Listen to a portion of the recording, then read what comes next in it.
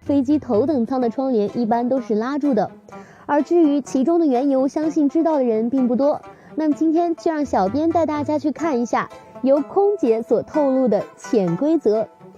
首先，大家都清楚飞机的头等舱和经济舱是有区别的，一般情况下大家都会购买比较实惠的经济舱，而两者之间的待遇差异会让经济舱的乘客产生心理落差，因此为了照顾到所有乘客的心情，拉上窗帘是最好的选择。其次，当空姐为乘客准备食物的时候，由于机舱的空间比较密闭，所以食物混杂在一起的味道并不好闻。为了避免影响乘客，空姐只能拉上窗帘，将气味隔绝起来。同时，空姐需要忙的工作还很多，如果每一件事都直接暴露在乘客眼前的话，肯定会引起大家的注意，甚至还会造成某些人的反感。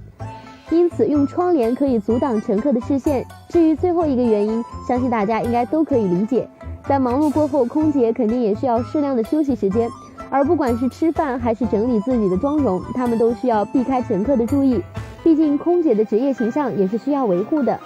关于这个问题，不知道大家还有何见解？好了，本期视频到这里就结束了，大家不要忘了点击和收藏哦。下期节目我们会给大家带来更加有趣的内容。